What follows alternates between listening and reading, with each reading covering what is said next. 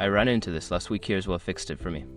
If you need to dispute a transaction on the HSBC app, follow these steps to get it resolved quickly. Step 1. Open the HSBC app. Launch the HSBC mobile app on your device. Make sure you are logged into your account to access your transaction history. Step 2. Navigate to Transactions. Once logged in, go to the Account section and select the account with the transaction you want to dispute. This will show you a list of recent transactions.